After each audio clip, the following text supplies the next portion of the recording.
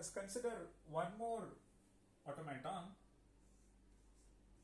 containing epsilon and see how to convert that into an NFA without epsilon, and also a direct conversion to DFA. Something like this. So now you can see that it accepts epsilon, and in addition to that you can read an epsilon followed by 1 or epsilon followed by sequence of zeros and ones followed by 1, which means it accepts strings ending with a 1, either this or just an epsilon. Okay, now let's follow our procedure and construct an NFA without epsilon.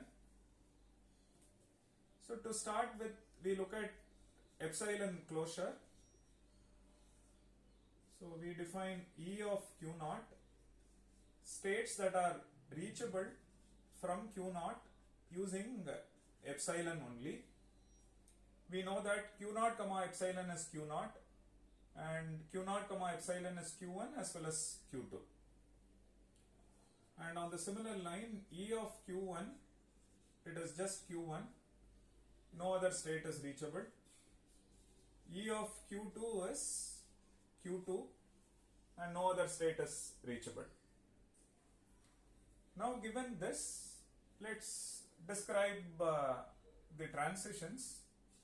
So we shall look at delta cap of Q naught comma 0. So when in general Q comma A, but we know that this 0 can be seen as so many epsilon followed by 0 followed by so many epsilon, which is why we said that if we want to define this with respect to this mission, it should be epsilon closure of delta cap of epsilon closure of Q naught comma 0. This will take care of all those epsilon moves preceding this. This will take care of epsilon moves succeeding the input symbol. Correct? This is precisely what we did for the previous example, right? Now epsilon closure of this is Q naught, Q1, Q2. With that we operate delta, and after that we take epsilon closure. So Q naught comma 0 is undefined, and or we should have an empty state. We will be redirected to an empty state. Q1 comma 0 is defined, which is Q1. Q2 comma 0 is undefined, so we get Q1, and epsilon closure of Q1 is Q1. Okay. So on the similar line, one can define other transitions. So delta cap of Q naught comma, so delta cap of Q naught comma 0 is Q1. This one is epsilon closure of delta cap of epsilon closure of Q naught comma 1. So this is Q naught, Q1, Q2, and with this, if we operate 1, Q naught comma 1 is undefined, Q1 comma 1 is Q1, Q2, Q2 comma 1 is undefined, so which means we get epsilon closure of Q1, Q2. Epsilon closure of Q1, Q2 is epsilon closure of Q1 union epsilon closure of Q2, which is the set Q1, Q2. Because epsilon closure of Q1 is this one is Q2, therefore delta cap of Q naught comma 1 is Q1 comma Q2. So on the similar line, let's look at q1 comma 0. q1 comma 0 is epsilon closure of delta cap of epsilon closure of q1 comma 0. Epsilon closure of q1 is q1. q1 comma 0 is q1, and epsilon closure of that will give you q1, which means delta cap of q1 comma 0 is q1. So on the similar line, if you define q1 comma 1, we get 1 over here, and the epsilon closure of q1 is q1 itself. With that, we operate 1. If we operate 1, we get q1 and q2. So epsilon closure of q1 q2, which is q1 q2. So delta cap of q1 comma 1 is q1 q2. Correct? So if you read a 1, you can stay at q1 or you can go to q2. Fine. So on the similar line, we can define delta cap of q2 comma 0, which is epsilon closure of delta cap of epsilon closure of q2 comma 0. So epsilon closure of q2 is q2, and q2 comma 0 is empty. Epsilon closure of empty set is empty set. So on the similar line, delta cap of q2 comma 1, this one is an empty set, and which means it is also an empty set.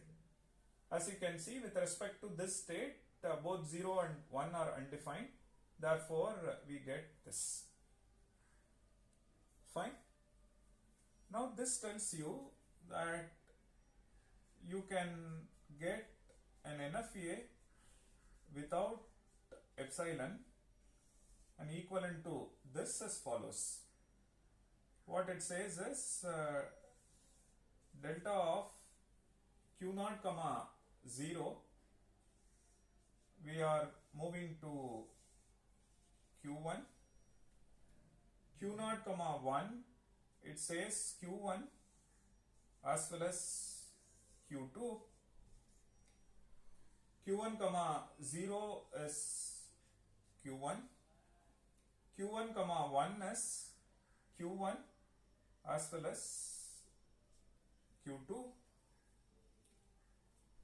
and we are done. As far as the final states are concerned, q2 is our final state, and epsilon closure of q0 contains q2. Therefore, q0 is also a final state. q1, epsilon closure of q1 does not contain q2. Therefore, this remains a non-final state. Fine. Now you can see that this automaton accepts epsilon, this accepts epsilon, this accepts just a 1, epsilon followed by 1, this also accepts 1, or you may read couple of zeros and followed by this. So q1 comma 0 is q1 as well. So you may read couple of zeros followed by a 1, or you may start with the 1 and then read couple of zeros and ones, then end with 1. So this automaton is simplified to this automaton, wherein there are no epsilon in it. And this is clearly a non-deterministic mission. Reason q0 comma 1 is taking to q1 as well as q2. So what is that we have done through this procedure is, when you look at a symbol, that symbol can be prefixed with a string of epsilon, suffixed with a string of epsilon. So which is why when we define this transition, we look at epsilon closure for this, and for the result also we take epsilon closure, so that the succeeding part is taken into account. And now like this, if you do it, we get to see if we operate 0, what all states we can reach. If we operate 0 or 1 here, what all states we can reach. But when we operate, we ensure sequence of epsilon followed by input symbol followed by sequence of epsilon. Since that is being taken into account, what we obtain is clearly an NFA without epsilon. Okay, so one can also obtain a DFA out of this using a direct procedure, which we shall see next.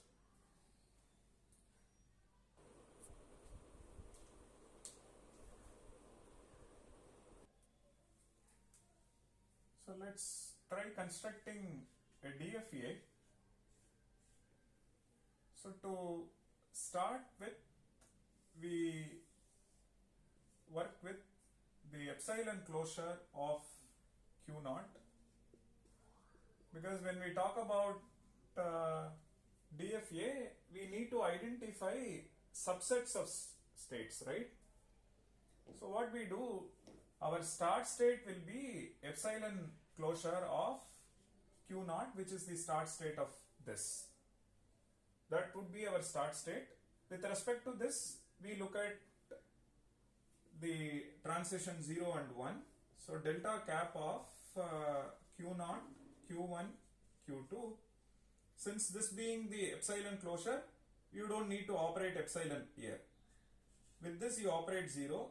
For this, look at epsilon closure, because you may read a couple of zeros, couple of epsilon after reading this 0. So now this will give you maybe the same subset or a new subset.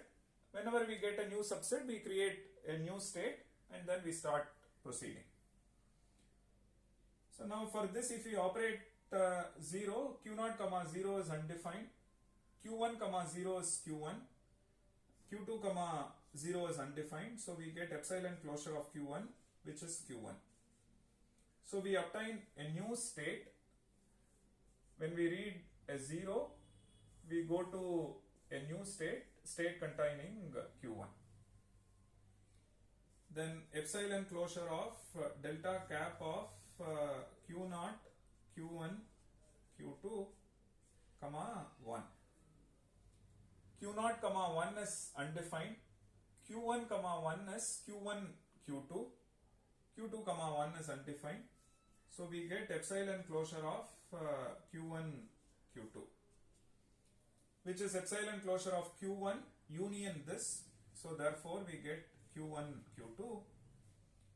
Q1, Q2 is a new state. So what we do, when we read a 1, we go to a new state, which is Q1, Q2. Fine. Now that we have a new state, let's operate delta cap of Q1 comma 0. Remember, we start with epsilon closure and then we operate 0. Subsequently, we apply epsilon closure for the output state, which means we don't need to operate epsilon for this. We just have to operate epsilon only for the output, because something that is preceding this is already taken care of. Okay, so now if you operate Q1 comma 0, it is Q1, and epsilon closure of that is Q1. Therefore, when we read a 0, we continue to stay at Q1. Now epsilon closure of delta cap of Q1 comma 1. Q1 comma 1 is Q1 Q2, which means epsilon closure of Q1 Q2, which is Q1 Q2. So when we read a 1, we go to the state Q1, Q2. Now with respect to this, it is defined. Now let's look at this state and define epsilon closure. Again, we have taken epsilon closure here, so which means epsilon moves until this part is taken into account. We just have to operate epsilon for the external part.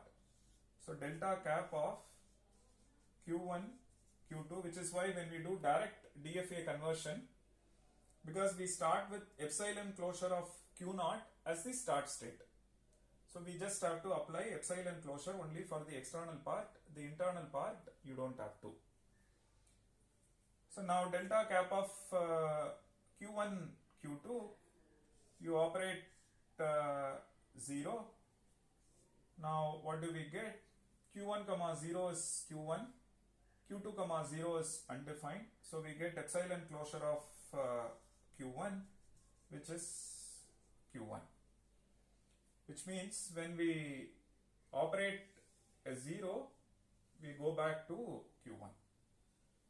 So now when we operate 1, Q1, Q2, comma 1, we see that Q1, comma 1 is Q1, Q2, Q2, comma 1 is undefined, and epsilon closure of Q1, Q2 is Q1, Q2 itself, which means the output of this is Q1, Q2. Therefore, when we read a 1, we continue to stay here. Now, as far as the output final states are concerned, wherever we see Q2, that will be made the final state.